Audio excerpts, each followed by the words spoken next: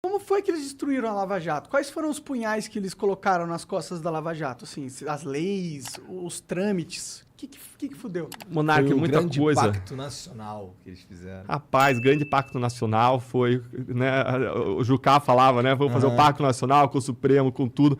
Eu vejo várias decisões que foram adotadas nos vários poderes que foram retrocessos e que minaram a nossa capacidade de combater a corrupção e que minam os resultados dos processos das investigações até hoje. Então, quando a gente olha para 2019 começou em março com uma decisão do Supremo Tribunal Federal que mudou uma regra. Então imagina que você está lá no jogo de futebol e chega no final do jogo, tá lá, vamos dizer, tá 3-1 pro Palmeiras. O Palmeiras fez 3 gols de pênalti. Não, qualquer um menos o Palmeiras. Eu não vou falar esse assunto, tá sensível esse assunto hoje. Esse assunto tá perigoso hoje. A ferida tá aberta. Tá aberta. Mas vamos lá fazer então o cenário lá, que tá 3-1, tá? E aí chega no final do jogo, vamos supor que os 3 gols do Palmeiras foram 3 gols de pênalti. E aí chega no final, o juiz, logo antes de apitar, ele fala, olha, vamos mudar a regra agora, falta dentro da área não é mais pênalti, muda o placar, 0 pro Palmeiras, 1-0 pro Flamengo, declara o vencedor o Flamengo. Cara, não faz sentido nenhum você mudar uma regra e você aplicar para trás, mudando o que aconteceu no passado. E o que o Supremo fez em março de 2019? Ele mudou uma regra que existia, que era a regra de que quando existia um crime de corrupção e parte do dinheiro ia para a campanha eleitoral, ou seja, existia um crime de caixa 2 eleitoral, da justiça eleitoral, e parte do dinheiro ia para o bolso do envolvido, que era o dinheiro da corrupção, que ia para o bolso do cara. Então, quando a corrupção gerava dinheiro que é para o bolso e gerava dinheiro que é para a campanha, o entendimento pacífico era de que isso tramitava na Justiça Federal. O STJ tinha esse entendimento pacífico. E aí, em 2018 para 2019, o Supremo começa a debater isso e no começo, em março, muda a regra. Fala, não, agora a competência, quando existem esses 2 crimes, é da Justiça Eleitoral. E aplica isso não só para os novos casos, aplica isso para trás. E aí derruba vários casos nossos que seguiram a regra do jogo. Isso é um absurdo. Primeiro que a decisão é péssima porque a Justiça Eleitoral não tem expertise em investigar e processar a corrupção. Isso acaba quase anistiando grande parte dos casos de corrupção. Veja que a Justiça Eleitoral tem um grande rodízio de juízes e promotores porque ela não tem quadros próprios. Não tem que você fazer uma lava-jato 6, 7 anos da Justiça Eleitoral. Ela não tem especialidade nisso. É um crime muito complexo, difícil de ser investigado, apurado, processado. Então precisa de uma expertise própria nesse assunto para você trabalhar com isso. A Justiça Eleitoral não tem. Então é muito ruim para os novos casos. Mas pior, se você vai mudar a regra, você tem que aplicar disso da agora para o futuro. Senão você destrói todo o trabalho feito. E destruiu. Anulou o caso Passadina, em que o Tribunal de Contas apontou o superfaturamento de 700 milhões de dólares. Anulou o mensalão mineiro, que é um caso que não era Lava Jato, que é um caso de 97 e 98 ligado aos tucanos. Anulou um caso da Paraíba, Operação Calvário, ligado a um governo do PT. Anulou Operação Integração, ligado ao PSDB do Paraná, em que parte do dinheiro desviado dos pedágios foi para campanhas eleitorais. E anulou o caso Eduardo Cunha. E vai anular outros casos. Por quê? Porque se você voltar lá em Paulo Roberto Costa já falava, parte do dinheiro era para investir na campanha, parte ia para o bolso dos envolvidos. Você olha lá, Pedro Barusco, o gerente da Petrobras, ele tinha 100 milhões de dólares em contas no exterior. O STF já sabia disso, mas não ligava até ser politicamente interessante que eles ligassem. Eu tô falando isso, não é você. Excelente, Mário. Excelente. Ótimo. Minha percepção, não tenho certeza disso. Alguns têm mais liberdade de expressão, outros menos. Isso aí, né? Então, se mudou a regra e aplicou para trás. Ainda que a gente seguisse a nova regra para refazer tudo, quem garante que daqui a 5 anos não vão mudar a regra de novo? A gente vive num sistema que tende a anular tudo. Então isso foi o começo, em março de 2019. Depois, em junho e julho de 2019, o ministro Toffoli larga uma decisão suspendendo todos os casos de lavagem de dinheiro do país. Mais de 900 investigações, mas eu acho que a conta foi modesta. É muito mais do que isso. Foram suspensas por quase 6 meses, correndo prescrição. Ou seja, quando uma investigação demora muito, era derrubada porque demorou muito, simplesmente. E suspendeu por 6 meses, num caso envolvendo o filho do presidente. Aí, em outubro... Qual que é a justificativa de fazer algo nesse sentido assim? Eles não precisam, eles são STF, eles são reis, porra. Mas é que o rei não precisa justificar o que ele faz, ele só faz, ele é dono do poder. Igor, para ser bem assim, realista, direito não é matemática. Você sempre pode ter posições para 2 sentidos diferentes sobre uma coisa. E qual é o problema? O problema é que o nosso sistema, o fato de existir duas posições, faz com que a gente perca sempre. Por que isso? Porque o cara vai questionar qualquer caso criminal, qualquer investigação e qualquer processo em 3 instâncias. Nós somos o único lugar do mundo com 4 instâncias de julgamento. O único lugar do mundo. E, cada vez que o réu ganha, não tem recurso para o Ministério Público. Sempre que ele ganha no habeas corpus em qualquer tribunal, Não tem recurso. Então faz a conta matemática. Digamos que tem uma posição em que seja 50% de chance de cada um pensar de um jeito. Com certeza vocês discutem vários assuntos com várias pessoas aqui e várias vezes surgem discordâncias. E é razoável discordar. Então é razoável que os tribunais discordem. Em vários casos, essa discordância seja de, sei lá, 50%. E aí você tem, então, 1/2 de chance de ganhar no primeiro tribunal, no tribunal de apelação. Aí você tem outro 1/2 de chance de ganhar no STJ e mais 1/2 de chance de ganhar no STF. Só que lembre que se você perder em qualquer lugar, Ministério Público, sociedade, perde de uma vez. Porque você não tem recurso. Se o réu perder, ele recorre para o tribunal seguinte. Para você ganhar, você tem que ter, então, 1/2 vezes 1/2 vezes 1/2, uma questão de probabilidade. Então, você tem 1/8 de chance de ganhar. Ou seja, sempre que você tem uma questão em que os votos são divididos, as opiniões são divididas em 50% e 50%, a chance do Ministério Público ganhar o caso é de 10%. E o problema é que não tem uma questão controversa no processo. Tem várias questões controversas no processo. É só ter um bom advogado para levantar 5, 6, 7 questões controversas. Aí você faz a matemática. Qual é a chance de ganhar na primeira questão? 10%, 1/10. Qual é a chance de ganhar na segunda questão? 10%, 1/10. Qual é a chance de ganhar nas duas? Cara, praticamente nada. 1/10 vezes 1/10, 1/100. 1% de chance do Ministério Público ganhar. Então os casos são triturados. Essa é a nossa realidade. Nosso sistema é feito para não funcionar. Se a gente não mudar isso, a gente não vai acabar com a impunidade e não vai acabar com o problema da grande corrupção política brasileira.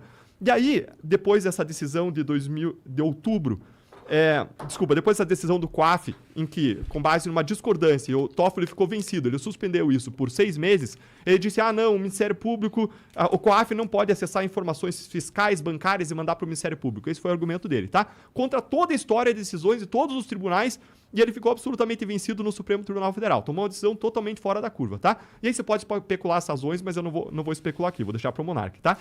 E aí, em outubro, você tem uma outra decisão em que o Supremo cria outra regra e aplica para trás. E aí ele cria uma regra dizendo o réu delatado tem direito de falar depois do réu delator. O Supremo pode criar uma nova regra dessa? Pode. Mas, de novo, aplica para frente. Mas por que ele tá criando? Essa é a questão, né? Na minha opinião, assim. Por que ele tá criando esse monte de regra do nada? Claramente... Pra aplicar pra trás, pra fuder com os processos. Exatamente. O STF, na minha visão, ele age como um órgão em prol da corrupção. Tá ligado? Pode não ser a intenção deles, mas o resultado é esse. Agora, eu duvido qual é a intenção deles. Eu sou cético. Eu não acho que eles são bonzinhos. Essa é a intenção que eu acho que eles têm, entendeu? Monark, esse é o ponto que você colocou. Qual o efeito dessas decisões sobre investigações e processos? E com certeza atrapalham o combate à corrupção. Mas não parou aí. Criou uma nova regra dizendo isso, aplicou para trás. Isso anulou vários casos, anulou o caso Bendini, um caso de condenação, anulou uma ação de improbidade contra uma empresa que estava pedindo coisa de 380 milhões de reais, já tinha uma condenação a pagar, restituir para os cofres públicos 380 milhões de reais, e anulou um outro caso agora que eu não lembro exatamente o nome de quem que era o réu, mas anulou 3 casos criminais e pode anular outros, porque essa regra não existia. Não só não existia no Brasil, mas não existia em nenhum lugar do mundo, não tinha como a gente adivinhar que essa regra ia ser criada. E até o Supremo pode criar novas regras, mas a gente fere uma segurança jurídica básica. Você criar regra e aplicar para trás. Acaba com a nossa possibilidade de ter um resultado positivo para a sociedade. Mas como se não bastasse isso, em novembro de 2019, o Supremo veio e decidiu que não podia mais prender depois do julgamento da segunda instância, depois da condenação. Só pode prender depois do julgamento nas 4 instâncias e infindáveis recursos. Gente, sendo que era o próprio o próprio Supremo que tinha decidido anteriormente que era pra parar de desconsiderar, porque era antigamente assim. E ele mesmo tinha decidido que era pra parar. Aí, caralho, eu preciso que o cara volte pro jogo político aí, hein? Lula tá preso, precisava dele, porra, porque, mano, se o Lula continuar preso, o Bolsonaro vai perder. E aí, se o Bolsonaro perder, fudeu, a gente vai perder. Pode ser um cara que a gente não controle ali de novo, entendeu? Não vamos correr esse risco, a gente tem o Bolsonaro na nossa mão. O Lula é, claro, nosso amigo. Porra, vamos fazer isso, a gente só ganha. Porque sabe qual que é o problema? Eu acho que é muito difícil. O STF, tipo, eu não sei, mas não me parece uma organização que tenha um passado ilibado, tá ligado? Eu acho que esse é o medo deles, entendeu? Se alguém como você começa a ganhar muito poder dentro das instituições, começa a realmente querer combater a corrupção, aonde isso vai parar? Onde a minha opinião, eu acho que 90% das pessoas que estão hoje envolvidas no sistema têm o cu preso de alguma forma. E aí, como que você, controlando o sistema, vai deixar que um câncer, que é o combate contra a corrupção, aumente e mate o teu sistema maravilhoso de mamata infinita? Tem uma interpretação muito boa de um juiz lá do Paraná, O Monarca tá tentando sem dó, né? Tá sem dó. tentando foder. Deus. Não, isso é minha opinião. Isso sou eu que penso. Eu penso isso. Bom, obrigado, Monarca.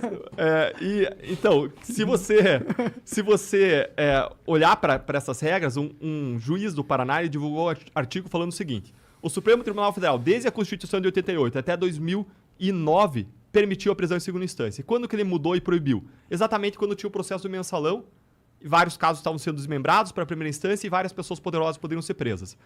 E aí ele proibiu a prisão em segunda instância. E aí deixou sem poder a prisão em segunda instância. Aliás, ele fez num caso, adivinha o que aconteceu? No exato caso em que o Supremo proibiu a prisão em segunda instância. Era um caso de um fazendeiro que tinha atirado numa pessoa, era uma tentativa de homicídio ou um homicídio, mas acho que era uma tentativa. Um fazendeiro atirou em alguém que ele entendeu lá que cantou a mulher dele numa festa lá.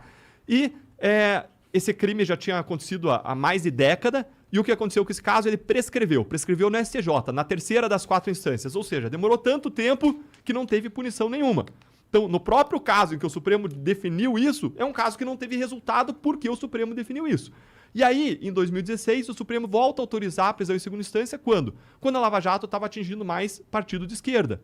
O cara estava lá com o PT no centro do esquema, junto com o PMDB, junto com o PP, mas o PT era o principal atingido até aquele momento. Depois a Lava Jato se expandiu, se estendeu para vários outros partidos, e aí segue esse juiz federal na análise dele, dizendo que em 2019, quando o Supremo proíbe de novo, é o momento que a Lava Jato se expandiu para vários poderosos de vários partidos. E por que muda o Supremo de posição? Porque um ministro muda de lado. Um ministro, Gilmar Mendes, muda o voto dele e vira 6-5 para o outro lado. E aí, essa análise do juiz André, lá do Paraná, juiz federal muito, muito bom, muito competente, na análise dele, ele fala, olha, fica parecendo que o Supremo está se inclinando conforme os ventos políticos, o que não é bom para a credibilidade do Supremo, não é bom para a credibilidade da Justiça. Tá parecendo pra caralho isso aí, eu digo de passagem. E isso atrapalha demais. Atrapalha não só porque a gente não alcança a justiça em relação aos poderosos, Igor e Monark, mas atrapalha porque a gente não consegue mais fazer colaboração premiada. Porque o cara, para ele fazer a colaboração premiada é uma negociação. Você não vai comprar uma casa por 100 mil reais se você tiver uma casa do lado que vale 50, certo? Do mesmo modo, o cara não vai fazer um acordo com o Estado em que ele colabora, em que ele se compromete a cumprir uma pena, se ele vai alcançar impunidade, se ele vai poder discutir o caso dele por 20 anos, alegar 1000 nulidades e buscar a prescrição e a impunidade completa. Então, essa decisão acabou esvaziando a possibilidade da Lava Jato continuar se expandindo, continuar alcançando outros crimes, novos atores. E ainda por cima, o Congresso Nacional, ainda em 2019, faz uma mudança da lei que mina mais ainda a possibilidade de fazer colaborações premiadas e que diminui a possibilidade de você prender e praticamente impede as prisões da Lava Jato. Porque diz o seguinte, a lei que o Congresso passa, no projeto anticrime que o então ministro da Justiça, Sérgio Moro, enviou para o Congresso, tinha uma série de regras contra a corrupção. Essas regras foram esvaziadas no Congresso e eles enxertaram uma regra que proibia prisões preventivas por fatos que não fossem atuais. Ora, os fatos da Lava Jato eram até 2014, 2015, 2016, aí você não podia mais prender, entendeu? Então, você foi sofrendo...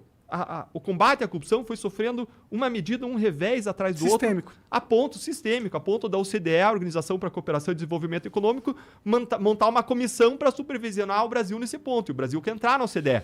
E algo que nunca aconteceu em relação a isso, aconteceu em relação ao Brasil, de tantos retrocessos que a gente estava vivendo. E os retrocessos continuaram, eu falei de alguns aqui. Então a gente tem visto o nosso trabalho contra a corrupção ser desmontado e eu posso, de novo, ficar de braços cruzados, olhando isso, reclamando na minha zona de conforto, ou eu posso, como a gente sempre fez, buscar encarar essa realidade, buscar novas alternativas, fazer mais, fazer melhor, fazer diferente e tentar mudar essa realidade, saindo da minha zona de conforto e encarando um debate político, indo para a arena política, que é onde tudo está acontecendo.